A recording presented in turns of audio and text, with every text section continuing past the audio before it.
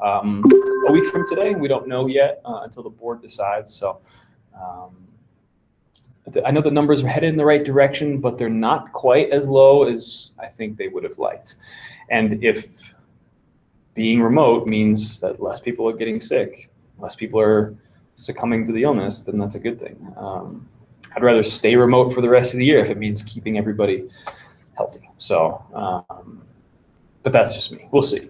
Of course, I'd love to have you guys back in class. That would be the best, but not if it means one extra person dies because of this. That's not worth it. So, cool. So there's that. Here we go. So really quick, you should have all this down. The PowerPoint is available for you to check out, so you can always go back through it. You don't have to have this stuff memorized, not at all. In fact, I hope you really you rely on the notes you take. That's life, man. Like, life isn't about memorizing facts anymore. It's about knowing how to find them quickly and how to use them, right? It's the actual application. So talking about shape and skewness now, we've got it all, right? It's about shape, outliers, center, and spread, right? That's what makes data work one way versus another, and how we can kind of compare them to one another. So that's STOCKS acronym, right? Shape, outliers, center, and spread. So is it skewed to one side or the other, or is it normal, right? Right down the middle. Are there any outliers? You know, where's the center? How do the mean and the median relate to one another? And then how spread out is it, right? And I know we haven't talked about standard deviation. That's okay. We haven't talked about range. Range is just minimum and max, how far apart those are. IQR, of course, is super important for us. You know, what kind of shapes do we have? And we can draw that density curve as best we can, right? There's kind of that first one to give us a sense of what this looks like. And you can see that all of the data is over here on the right. So we called that skewed left, right? Skewness is about where the tail is, okay? And some of the data is skewed right? Now, this one only had one peak, right? This one has two.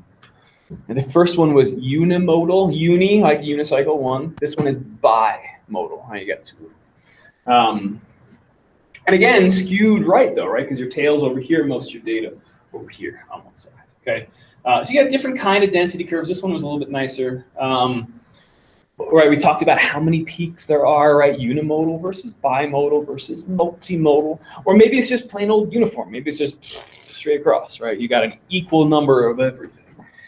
This is really, really helpful to look at with different kinds of histograms, right? Histograms is usually the easiest way to look at skewness, which is why, yeah, like stem and leaf plots are great, but histograms are better for some things, and box plots are better for other things, which is why we have all three of those, okay?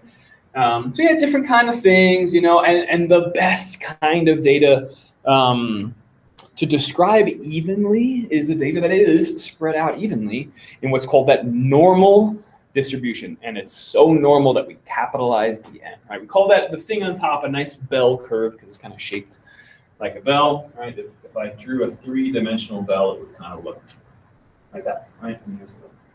And so the thing on top, right, there is your bell curve, the thing that makes the bell make the sound that it does. That's actually an acoustics kind of background, right? That's how sound travels in shapes that look like that. Cool. So that was all that, right? If the tail is on the right, we call it skewed right. If the tail is on the left, we call it skewed left. And here's the thing that I want you to always go back to. So if you didn't write this part down, I want to make sure that you do, right? If you are skewed right, the mean is going to be higher than the median, right? So if you have data that kind of looks like this, okay, what you've got is a mean that's like over here, right? So let's say like that's your mean right there, but your median is going to be lower than that. Your mean is higher.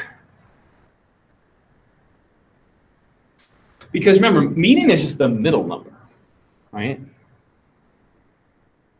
Mean is the actual average. And if you have a bunch more big numbers than you have smaller numbers, your average is going to be a lot higher. But we still have all of these points over here. These all kind of count towards the median, right? All of those points down there are going to make a difference. But what happens when you are skewed left, that's where the median is going to go. The median skews with the rest of the data because it's just the middle. Same thing, but going in the opposite direction, right? If you are skewed left, the mean is going to be lower than the median, right? So you got a graph that looks more like this, right? You have a lot of points down here, right? And so what happens is your mean, let's say, is like right about there. And I'm just kind of guessing. I don't know exactly where the mean is, but the median is going to be like over here, right? There's your median over there, because that's the middle point of your data, because all of these, even like the ones and the twos, the single ones at that upper side, things are going to look like that. So I think there might be a picture that's already in there that looks like this. I forget what your notes actually look like, but something like that, right?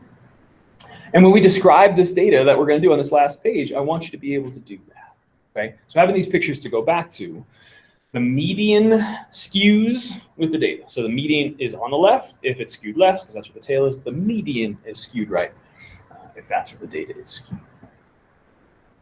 So something that looks like that.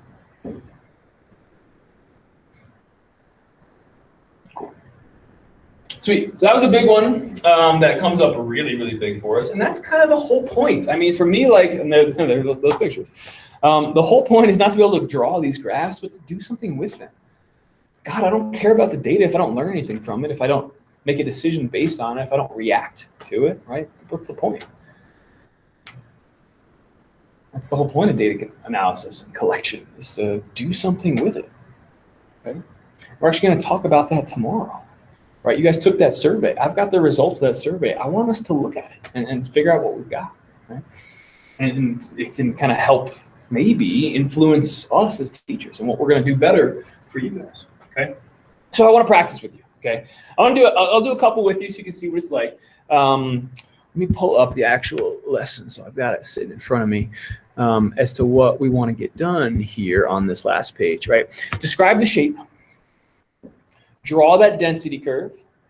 I like to if I can, and decide if the mean is higher or lower or about the same as the median. So we want to, like when I say describe the shape.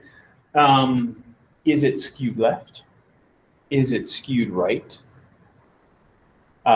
Is it unimodal? Is it bimodal? Is it multimodal? Whatever the case is, and what kind of what do you think, right? And what does that tell us about what we've got? So I always like to start, if I can, by drawing a density curve. That gives me a better shape of the graph. So let's do that, right? And a density curve is just nice and smooth, rounded looking curve that goes above the data, does not have to be exact. So I don't know, like that. I stay fairly close to the top of each of those bars in the histogram, but I don't worry about being super, super perfect. So what I think would be good to write down is talking about, like, okay, how many modes does it have? Is it unimodal, bimodal? Whatever the case may be. Is there a skew?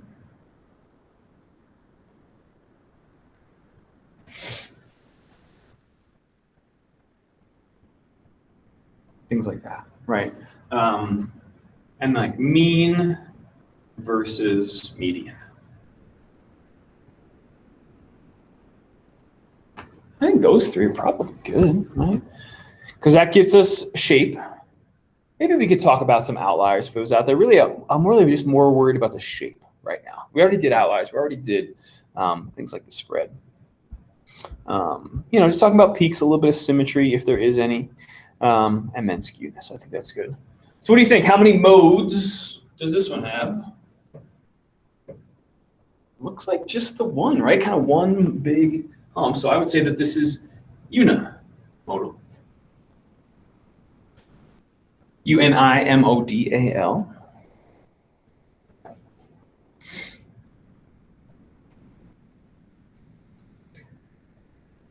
Do you see any skew? Do you see it kind of off to one side more than another?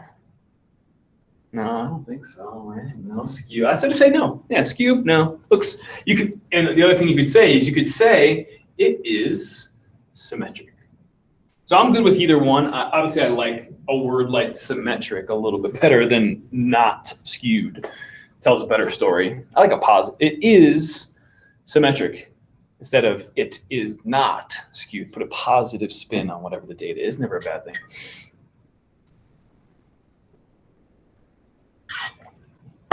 And then mean versus median.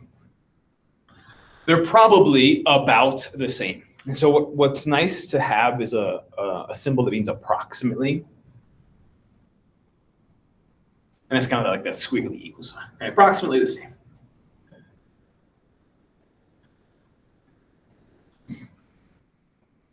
Why? Because it's kind of right down the middle, right? It's got that nice symmetry to it. And so your answer for skew is going to really nicely kind of decide for us where that median is, right? The median goes with the skew. If it's skewed left, then the median is going to be lower. If it's skewed right, the median will be higher.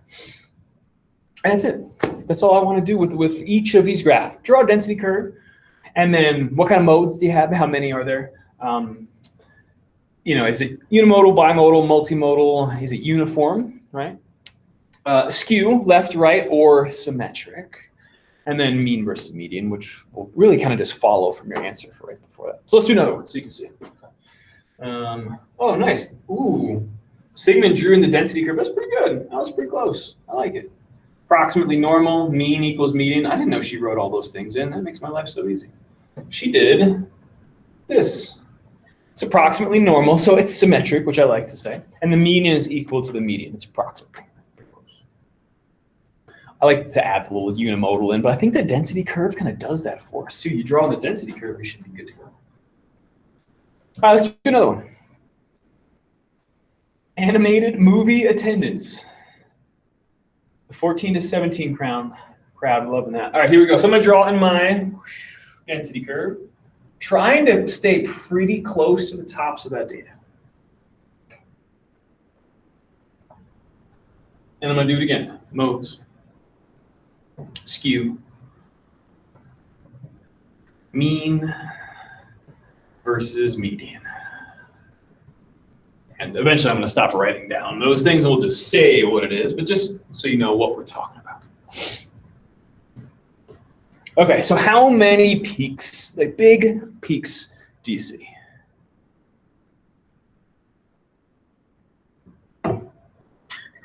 Seriously, talk to me. I hate talking to a camera. Talk to me. The 3, 4 of you that actually have your camera on like you're supposed to. That I like, because I like seeing. Just one. Just one. So what should we call that? Uni. Unimodal. Good. Unimodal. Okay. Do you see a tail off to one side?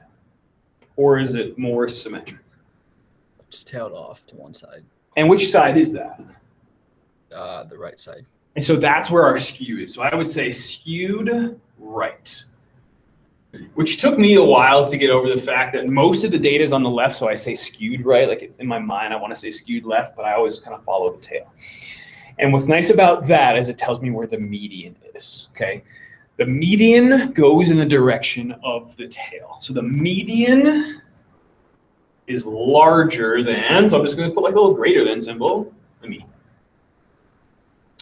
The middlemost number is going to be off to the right compared to where the average is, which kind of makes sense because, like, all right, like I've got 1, 2, 3, like I've got all this data kind of spreads out nicely. So the median's like over here, right in the middle, but the mean is going to be where most of the data kind of falls. Sweet. I like it. That's it. That's all I want us to be able to do. Okay. Oh, look at that. That's a pretty good one. Right skewed, mean is higher than the median. Okay, cool. Backing it up.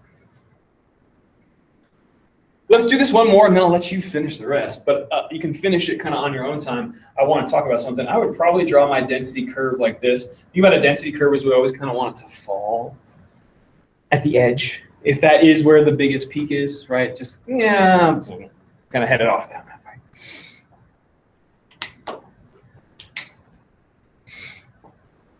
I'm just going to peek at something real quick.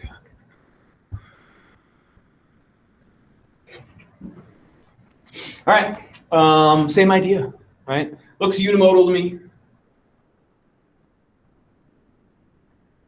So it's just that one bigger peak. Looks left skewed, because that's where the tail is.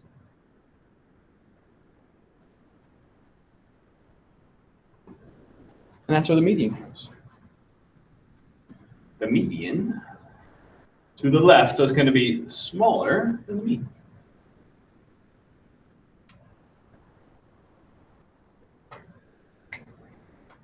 That's it. I just want you to be comfortable kind of working through that. And what you'll see is that, all right, we've seen a lot of unimodal stuff. I think there's going to be a bunch of that. That's what most of our graph is. It's pretty much unimodal. We don't usually see a ton of peaks. The data that we collect is usually more normal than a lot of things. And so I'm gonna pause here for a quick second. I'm gonna let you kind of finish this on your own time, and I'll even give you until maybe tomorrow to finish it. It's really just practice for you. What I want to do instead is kind of get you started, because now we're done.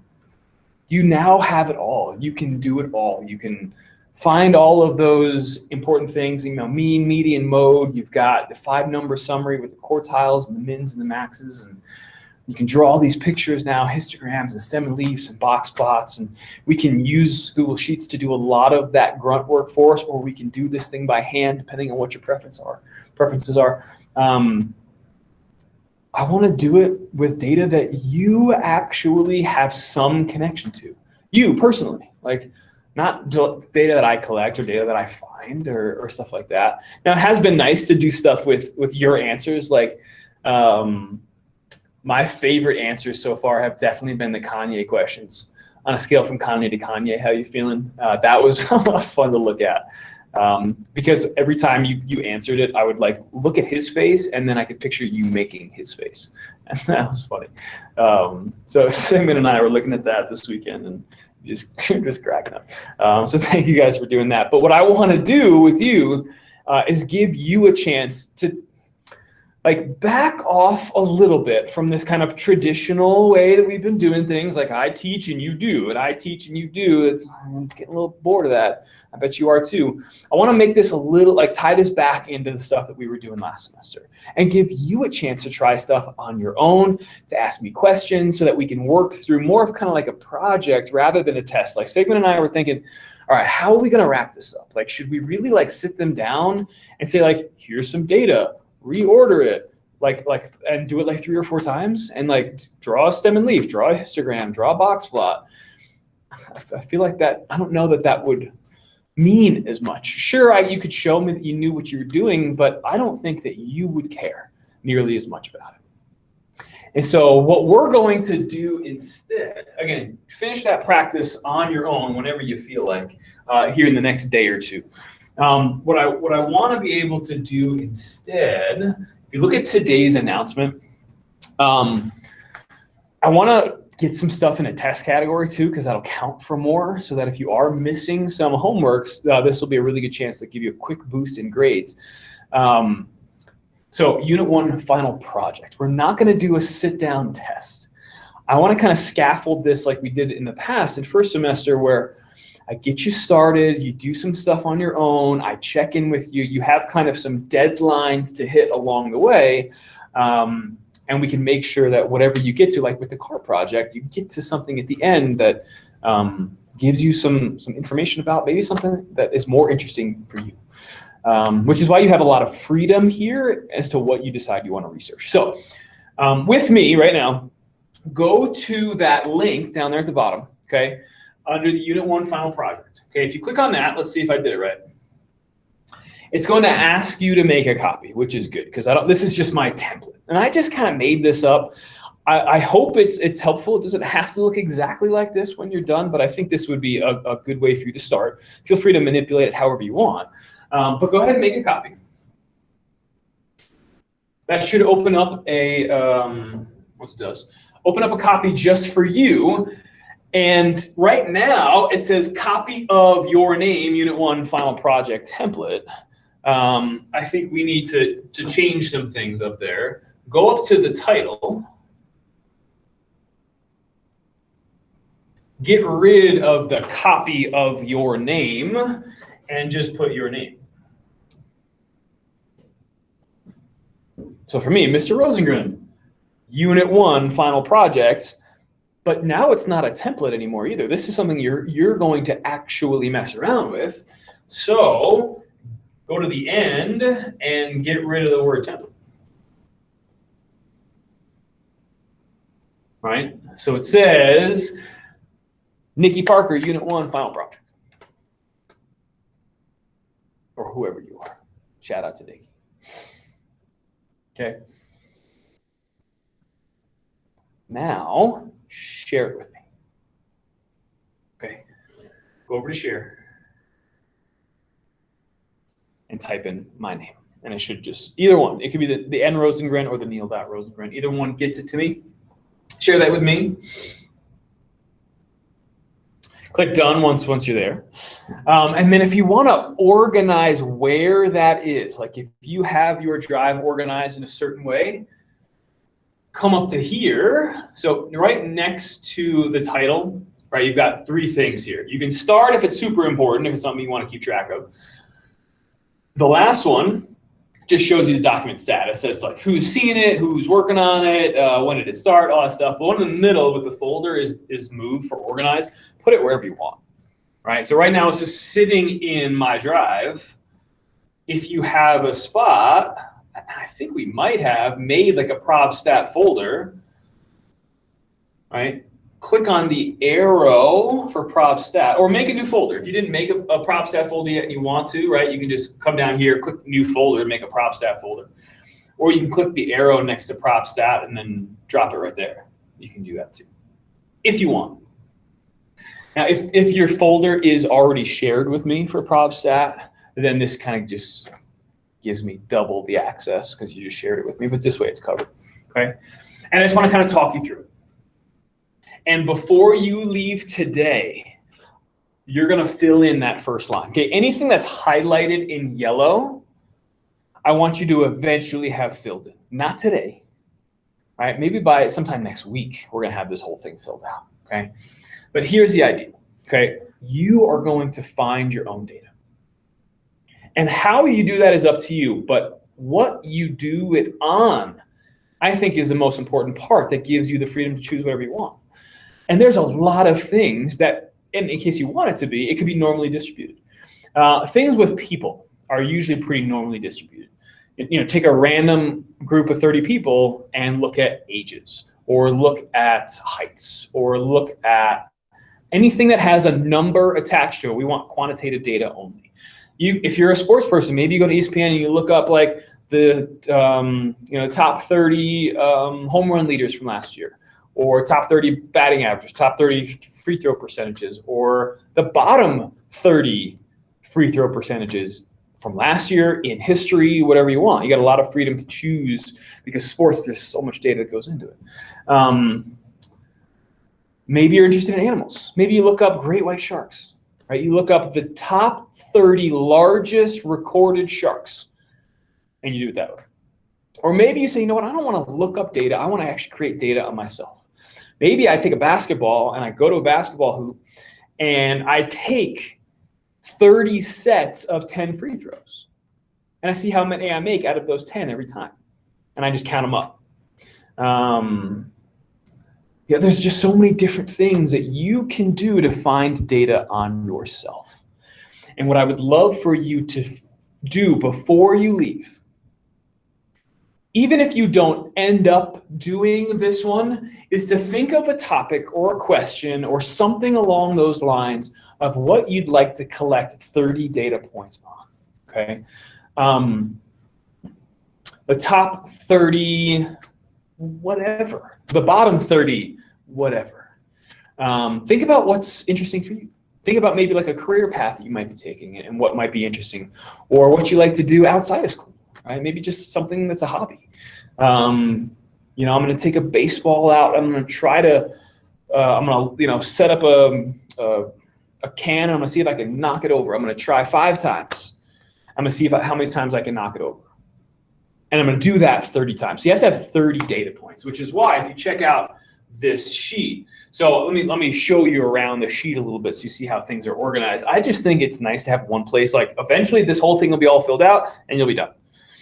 If you want to supplement it with other stuff, you can do that. But I wanted to give you a one-stop shop to put it. So anything highlighted in yellow eventually will be filled in. So topic or question will go up there right in row number 1. Row 3 and 4 is kind of combined together. Where did you find your data? Did you create a Google form and send it to 30 people that said, count the circles in your house, or how many pets do you have, or Can you throw a marker into a trash can from across the room? You know, try it 5 times, see how many you make, and do that 30 times. Oh, I got 3 out of 5. Okay, 3. I got 4 out of 5. Okay, my second data point is 4. Oh, I got 0 out of 5. Okay, 0. Right? How did you find that data? Put it right here. So it could be a link to a website. Maybe just look it up. Okay. And that's not really as interesting as maybe actually finding some data rather than looking it up. And there's a big difference in those two. In fact, it's a big enough difference that if you do collect your own data, I'll give you 5 bonus points extra credit. Okay. So you can get 105 on this project or something. Okay. I don't know if it's going to be out of 100, but it'll probably be out of like 70 or 75, something like that. I'm going to break down what each of the parts are worth. And you've got 5 points today. 5 points means before you go, think about what you want to collect your data on and write it down right there. Even if it doesn't work out, even if it's not your decision that you eventually make, at least we have a jumping off point. And it can be simple. It can be free throw stats. It could be great white shark lengths. It could be whatever you're interested in. Languages spoken in different cities around the world. Pick 30 cities, populations of cities. And here's the thing, it's gotta be a number. You wanna be able to track that data because once you figure out your question, tell me where you found it. Okay, it's a website link, or you link me to your Google form that you send out, or you link a video of you taking free throws outside. Whatever, I don't care what it is, just give me some proof of where the data came from. Then, along this left-hand side, column A, you'll just write the data in. Right, so you've got 30 spots for that. Fill in more if you want. 30 points minimum. You got to have 30 points to get good data. You can, of course, you can do more. Column B right next to it, I want you to take that data, leave it unordered in column A, then copy it to column B, and then just reorder that section. So we've got like kind of the original data in the order that it showed up, and maybe it's already ordered. Maybe you found it already ordered. Okay, cool. Then just copy it over. You're good. But of course, we want it from least to greatest. I made a spot for you for finding the mean, finding the mode, our 5-number summary, the interquartile range, your boundaries, and you can either use formulas for everything, and I'm happy to work with you to do that, or you can show your work separately. That's cool. Okay. And then I put spots over here on the right, a spot for stem and leaf, a spot for a histogram, okay? And you can let Google Sheets make the histogram for you, right? Copy the data, you go up to, insert a graph, and it makes it, right? Like we did last semester. Or you can draw it by hand and upload a photo, that's cool too, right? And then same thing with your box plot. You can hand draw the box plot like we have been, that's fine. Take a piece of graph paper out and scale it out. Or you can let Google Sheets do it. Google Sheets doesn't make a great box plot. They're vertical instead of side to side. It doesn't look as great. So I found a really nice applet. Mr. Sigmund found a really nice applet. You can just click on that, and then you can just copy and paste it into there. I just gave you a big yellow box. It doesn't have to be this big. It can be bigger. However big you want to make it so that it looks good. Okay. But what I want you eventually, and that's it. That's what we're going to do. You're going to find some data. You're going to order it. You're going to do the data analysis, and then you're going to make our 3 graphs, stem and leaf. And the stem and leaf can just be you filling in the box plot like this, right? It could be, okay, I've got a stem that's 1, and it goes 1, 1, 3, 6, 7. And then I've got a stem for 2, and there's only a 6, and the stem for 3, but it goes 7, 8, 9, 9, 9, 9, whatever. Like you can just kind of draw it in like that, like we did handwriting it. That's cool. Again, it does not have to be this big. It could be bigger. Whatever you've got, right? Whatever you've got looks good to me, okay? But I wanted to try to make it easy for you to do this kind of multi-day project that we'll have some time to work on. We'll have some class time. You can talk this stuff out. We can brainstorm ideas together. That's what I want to get back to. I want to get back to that feeling like you're doing things for you, right? But also helping out the people that might need some help to get there. So I leave you with this. You can't go until you give me a topic written up here. And what I want you to do is I want you to drop it in the chat because we all have to have different ones. Every single person has to have a different topic or question that they're doing their research on. because I want all different data, okay? So whatever you're thinking about, and maybe your idea is not fully hashed out yet, that's okay. That's what I'm here for. Like, I want to have that conversation with you today or tomorrow via Canvas inbox, whatever. Drop your idea in the chat right now. Once you do, and it's written in your Google Sheet, you are good to go. Love it. Love it. Perfect. Kaylin, Chandler, you're good to go. Make sure you drop that in your Google Sheet, and I will see you tomorrow.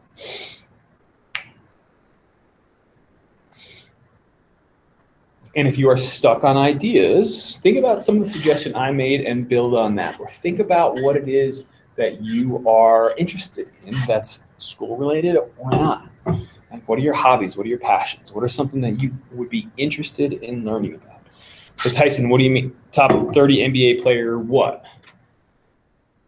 Scoring titles, championships, points per game. Perfect. Looks good. Completed pass rates for Manning, for Peyton Manning? Yeah. So what do you mean? So every quarterback throws however many balls, but only a certain percent of them actually get completed, you know? So you mean like his top 30 games where he had the highest completion percentage? Or the top, can be 30 seasons, or is it like the top 30 wide receivers that he and Manning have the best percentages with? I'd say top 30 games. Okay, so pick his top 30 games with best completion percentage. Perfect. Sounds good. Wildlife deaths per year. Okay. By state, by country, By animal. by animal. Okay. Yeah. Okay, cool. Sounds good. Tyson Good, Bree, top 30 rugby player championships. What level? Professional? Yeah, professional. Okay. Are you thinking like in America? Are you thinking like Aussie rules? What are you thinking? Like, did you have?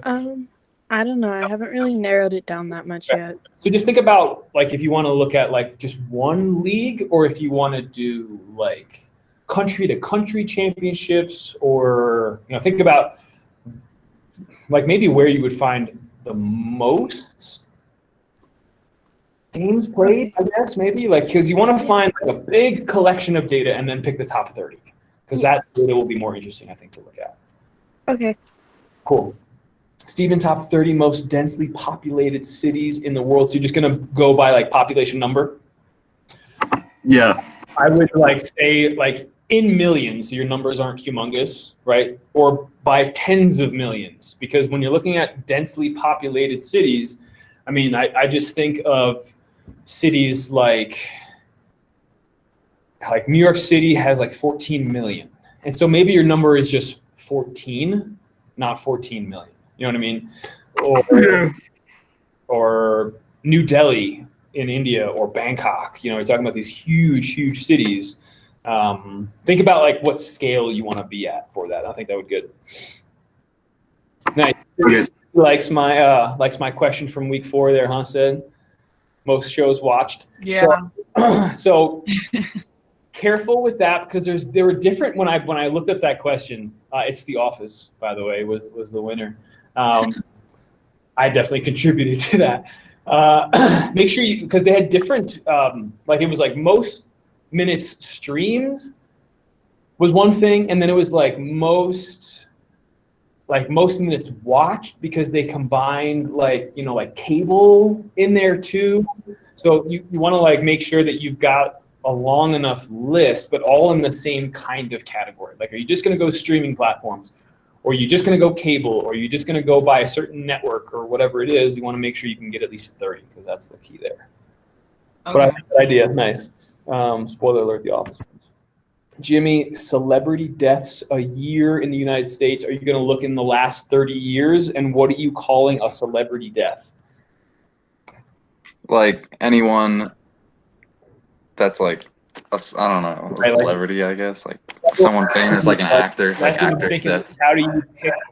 Like, where does that list come from? I think you do a little research and see if you can find what you like. and then I guess you're just going to count them, right? Okay, there have been 50 celebrity deaths in 2020 and 300 and whatever. Like you have to, like by the years how it's been formulate that idea. Yeah, I think that could work. Okay. Top 30 states with the most COVID cases. So Riley, remember we want numbers, and so are you thinking in the year 2020 and then you count, like, are you going to list the number of cases? I didn't really think about that, but yeah, I guess. Or like up to this point now, because like data is changing all the time. Like you should probably like give yourself a start date and an end date, like all of 2020 or something like that. Probably how much of it's gone up. How much it has gone up. So you're looking at a change in COVID cases from like 1 month to the next?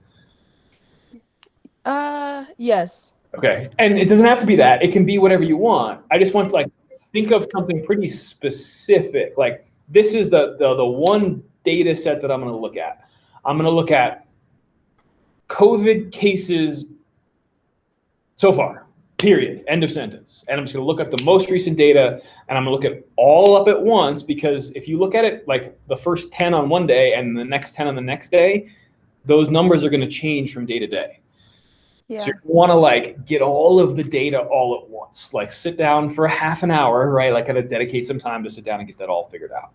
But pick whatever you want. It can be new cases from yesterday, you know what I mean? Or cases from January, or cases in 2020, or whatever you want. But just pick one kind of main focus and make sure that, because that data changes so fast, that you pick a time where you can just sit down and knock it out. Cool. Okay, thank you. You're welcome. Nikki, top 30 WNBA players with the most points per game. Nice, my girl Candace Parker. She's the beast.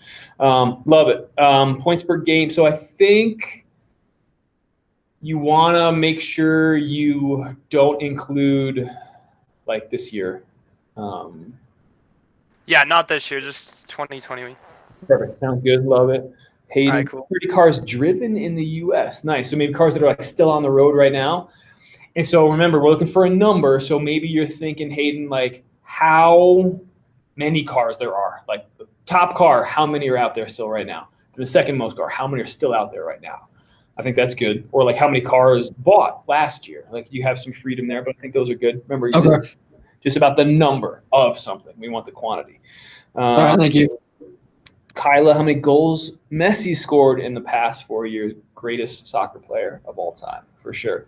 Love it. Sounds good. So remember that we want 30 data points. So you may want to go with like against certain opponents, but or like average, because we want it to be kind of evenly spread out. So if you only say 4 years, maybe that's only 4 data points.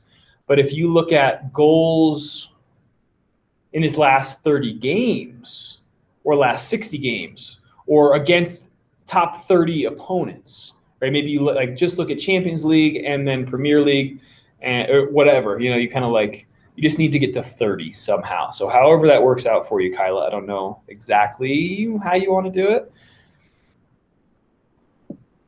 Okay, thank you. But something like that. Macy, nice. Top 30 most popular songs of 2020. So maybe you're looking at like plays on Spotify or downloads. You want to look at a number there, Mace, like trying to. Yeah. Okay. What are you leaning one way versus another? I think more towards like plays on Spotify. Perfect. Love it. I'm actually really interested to see what that looks like. And kind of like what I was saying with that like population density, you're going to be in like the thousands, hundreds of thousands, millions, right? And so like the numbers aren't humongous. Like if the top was like 400 million, okay, maybe your number is 400, right? Because you're in the millions. And then, now it's 400 and then 150 and then whatever, okay? Yeah. Cool. Aiden, number of views on top 30 shows in 2020. Somebody already kind of said that with most minutes streamed. So Aiden, I don't know if we can alter that a little bit so that it's still kind of similar topic, but I think somebody's already basically doing that one. So I don't know that if that one's going to go. I'll think of another. Think about it. Yeah, let me know. And just kind of write that in there. Chris, top 30 worst songs. So is that going to be like, what does worst mean? Is that like reviews on a website somewhere? Yeah, probably on Apple Music. Okay, so because you can give them ratings. So just make sure you can find that data. It might be harder to find that than I realize. Maybe it's easier, but as long as you like it and you find it, maybe you just write down those numbers. Cool. And then Hayden, number of oil field jobs from 91 to 21. So like 1991 to 2021. Yeah. Is that? Can you find data like that? Like how many? Like you mean like individual people working in oil fields, or like companies that are actively drilling, or like?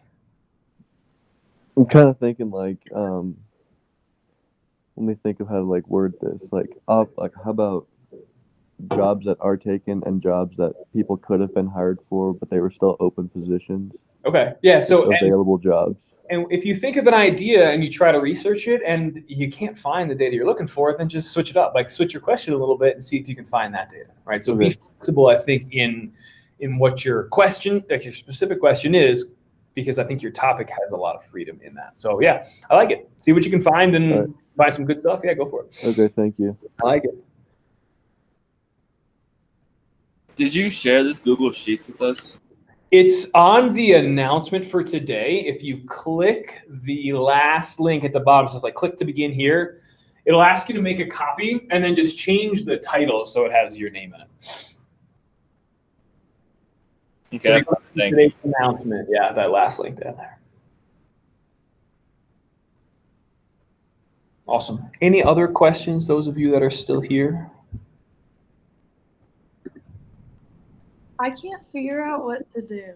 I know, that's the hardest part sometimes. Like, I don't know what I would do if given this. I'd probably do like something with baseball because I'm a baseball guy. But I don't know. Like, Maddie, talk to me. Like, what's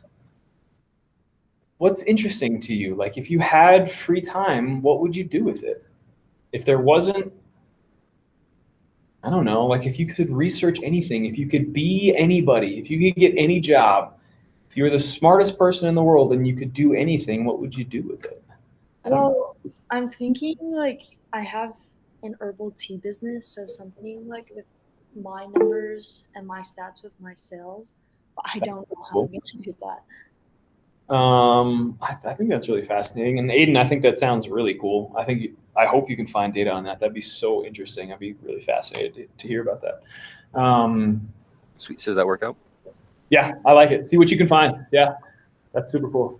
Herbal tea, man. Maybe like. Okay, thank you. Have a good day, Mr. Rosengren. Hey, Chris. Man, something along the lines of like countries that drink the most tea and how, by a pound or something. Yeah, that's like type of tea that is most produced. Are they making one type of tea more than others around the world? Average number of cups of tea drank in different cities around the world. Top 30 cities in the world, tea drinkers.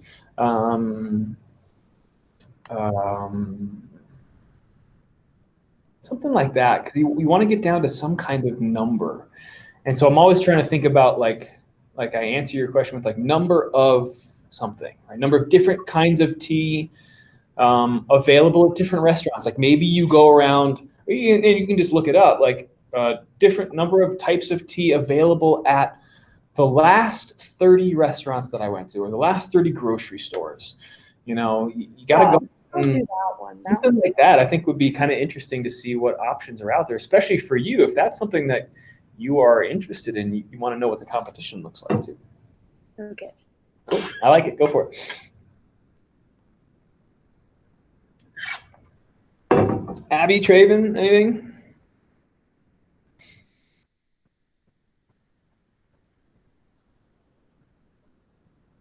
Draven's good. Okay. Abby, anything I can do for you? Anything I can help you with? Okay, cool. Let me know if you need anything. And I'm here for you for whatever that might be. Just give me a shout if there's anything math-wise I can be of help with, or otherwise. Of course, hopefully at this point you know how many people you've got here at school that can help you. So give me a shout if there's anything you need, okay? Otherwise, I will hopefully see you very, very soon. Bye, Abby.